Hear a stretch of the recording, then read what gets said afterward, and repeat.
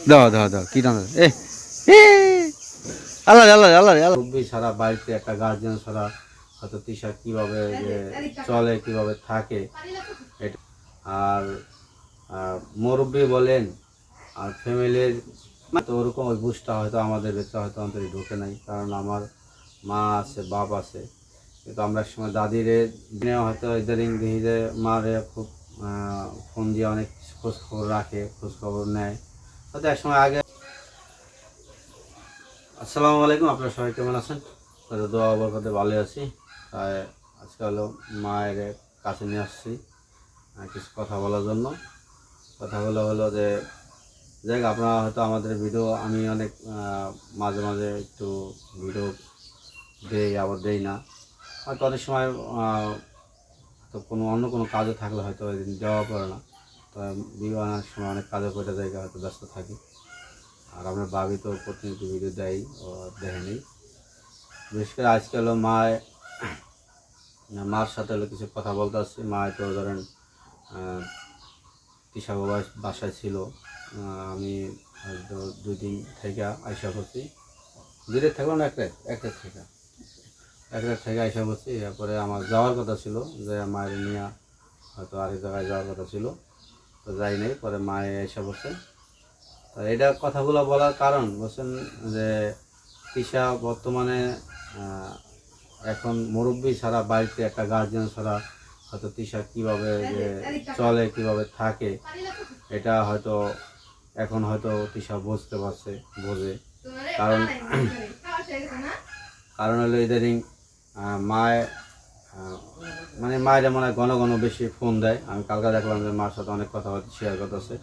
মানে তার একটা মনে একটা ভয়, মনে একটা ডর, হয়তো এরকম কিছু হয়ে গেছে, ডর হয়েছে যে সে ধরেন আর বাসার যেই তিশার যে বর্তমানে যেই অবস্থা, ধরেন বাসার গার্জিয়ান বলেন আর মুরব্বি বলেন আর ফ্যামিলির মানে যেটাই বলেন সবই হোক, ঠিক আছে। যেহেতু মা নাই, সে মারা গেছে আজকে, ধরেন হয়তো ও বুঝতে পারতেছে, কিন্তু আমাদের হয়তো ওরকম ওই বুঝটা হয়তো আমাদের ভেতরে হয়তো অন্তরে ঢোকে নাই, কারণ আমার মা আছে বাপ আছে। কিন্তু আমরা একসময় দাদিরে যে অনেক কিছু অনুভব করতাম। দাদি আমাদের অনেক একটা ছিল, শক্তি ছিল। তাই ছোটোকালে আমার আমার আমার ছোটো বোন তিশার তো অনেক গরম, তাও যাই হোক রোজা রাখছি, কথা বলতেছি, কথাগুলো বলতাম না, কারণ আমার বইনে হয়তো ইদারিং দেখি যে মারে খুব ফোন দিয়ে অনেক খোঁজ খবর রাখে, খোঁজ খবর নেয় হয়তো একসময় আগে আগে ধরেন হয়তো সপ্তাহে একদিন দিলে দিছে, হয়তো নাও দিছে, সমস্যা হয় না, ঠিক আছে। প্রতিদিন যেহেতু ফোন দেয় হয়তো আমি কালকে বললাম দুষ্টামি করে যে আমি তো ভালোই মুরব্বী হয়ে গেছে গার্জিয়ান বাড়িতে, ঠিক আছে। আর এই কথাবার্তা বললাম হয়তো আর ভিডিও দেখলে আমি নিজেই চোখের পানি এসে পড়ে। আর মামিমার আমার জীবনে আমি অনেক মানুষ, আমার যে বয়সে আমার বয়সে যে যতটুকুই হোক, আমি যত মানুষ কাছের মানুষ হোক যাই হোক মারা গেলে আমার কখনো মানে ভেতর থেকে একটা অনুভব হয়তো কষ্টের, কিন্তু কখনো চোখের পানি আমার কখনো আসতো না। কিন্তু মামিমার কথা মনে পড়লে আমি ওই বাপ্পির বাসার ছাদে যাও হঠাৎ মানে যদি আর কথা মনে পড়তো, আর কিছু স্মৃতি মনে পড়তো, তার কিছু মানে কথাবার্তি, সে যে কথাগুলো বলতো আমাদের মানে বিভিন্ন কিছু মনে পড়লে জানি কেমন জানি কান্না এসে পড়তো, চোখের পানি এসে পড়তো, রাখতে পারতাম না। হয়তো মার তোমার কাছে কেমন লাগে করতে পারি না।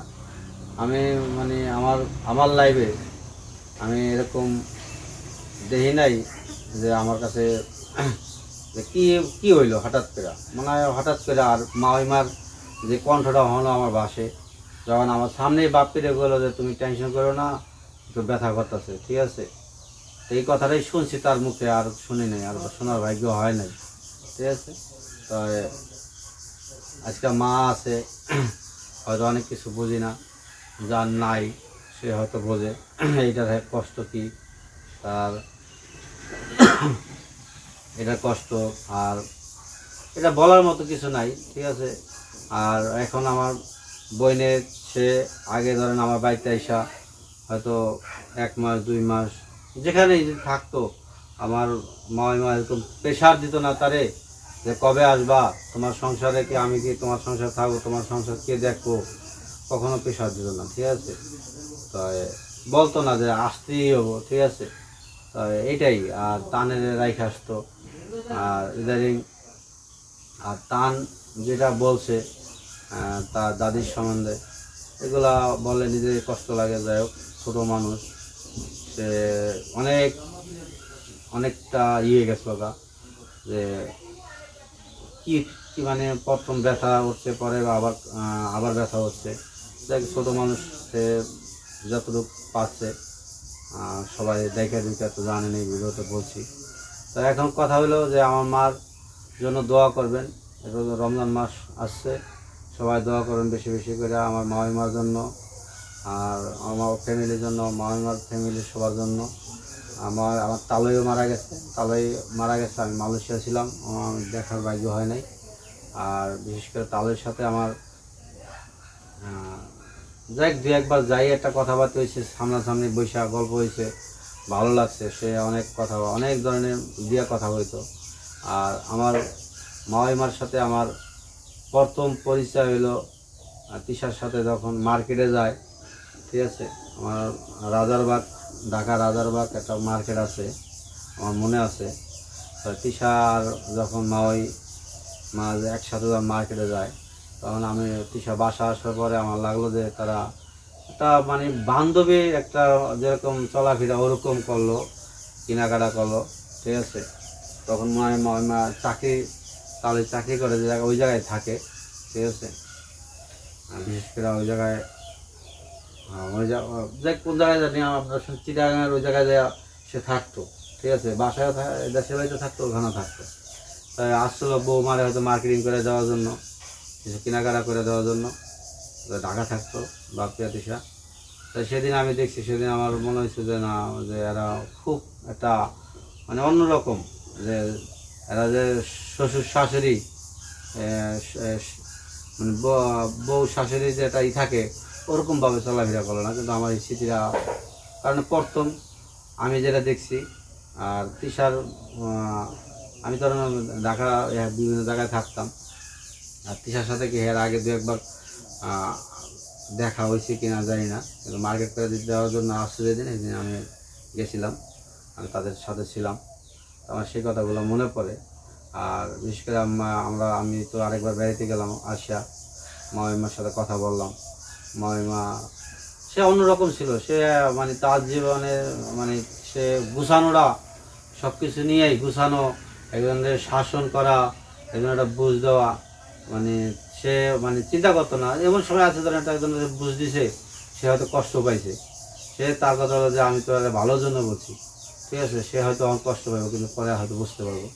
এখন বুঝতে পারি যে আমার মা কী কারণে একজনের এই যে একটা পরিষ্কার পরিচ্ছন্নের জন্য হয়তো বলতো, হয়তো ধরেন তিশা হয়তো ওই জিনিসটাই তা অনুভব করে, ওই জিনিসটাই চিন্তা ভাবনা করে যে তার শাশুড়ি নাই, জানি না। তো কারো অন্তরের ভেতরে বলা যায় না, অন্তরের ভেতরে তার কীরকম লাগতেছে। কিন্তু তিশা যদি ভিডিওতে আইসা, বাপি আইসা, নিশি যদি তাদের ভিডিও দেখি, তা হয়তো আমারও, আমি দেখতে পারি না বেশি, মানে আছে না টাইম নিয়ে একটু কথাবার্তা দেখলে আমার কেমন জানি খারাপ লাগে, ঠিক আছে। যাই হোক, হয়তো যদি ভিডিও ভালো লাগে অবশ্যই আমার পাশে থাকবেন। আর এগুলো কথা বলার জন্য আমার মায়ের সাথে নিয়ে আসলাম, মার জন্য দোয়া করবেন সবাই। আর তিশাও মানে অনেক ওই জিনিসটা ফিল করে, ওর ভিতরে একটা হয়তো যেরকম একটা কষ্ট ঢুকছে, ঠিক আছে। এই জন্য মায়ের একটু ঘন ঘন ফোন দেয়, খোঁজ খবর নেয় কী খবর বার্তা। তো দেখ, আমার জন্য, আমাদের ফ্যামিলির জন্য দোয়া করবেন, ভালো থাকবেন, মা কিছু করবেন না। দেখ মা, আমি বলি সবাই লিখে দোয়া করেন। আচ্ছা, যদি আবার কোনো ভিডিওতে কিছু বলার জন্য আসি, অবশ্যই আমাদের ভিডিও পাশে থাকবেন অবশ্যই। আসসালামু আলাইকুম।